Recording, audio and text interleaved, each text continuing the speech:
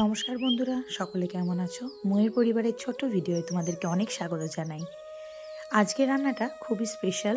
এটা আমি একটা অন্য চ্যানেল থেকে দেখে শিখেছি এই রান্নাটা। এটা আমার নিজস্ব রান্না নয়। তাই খুব ভালো লাগে খেতে রান্নাটা। তাই ভাবলাম তোমাদের সঙ্গেও শেয়ার করা যাক। তো প্রথমে আমি মাছগুলোকে আলাদা করে ভেজে নিয়েছিলাম নুন হলুদ মাখিয়ে। সেই ভিডিওটা আমি আর তোমাদেরকে দেখাইনি, জানোই আমি ভিডিওটা বেশি বড় করি না। সেই মাছ ভাজা তেলের মধ্যে দিয়ে দিয়েছিলাম আমি গোটা জিরে ফোড়ন, দিয়ে দিয়েছিলাম পেঁয়াজ কুচি। পেঁয়াজগুলোকে সুন্দর করে ভাজা হয়ে গেলে দিয়ে দিয়েছিলাম একটা গোটা টমেটো।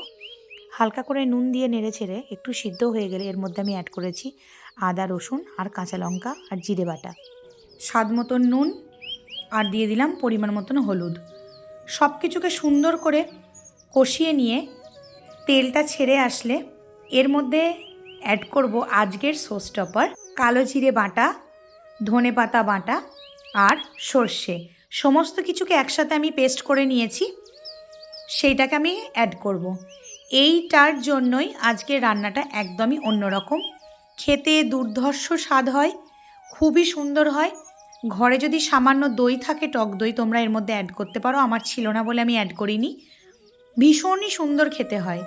সুন্দর করে কষানো হয়ে গেলে মশলা থেকে তেল ছেড়ে দিলে জল দিয়ে দিলাম। ঝোলটা মোটামুটি একটু ফুট ধরলে মাছগুলোতে আমি এর মধ্যে অ্যাড করে দিলাম। এর ওপর আমি দিয়ে দেব সামান্য পরিমাণে গরম মশলার গুঁড়ো আর পরিমাণ মতো নুন এবং অল্প সামান্য পরিমাণে চিনি, যাতে টেস্টটা একটুখানি ব্যালেন্সড হয়।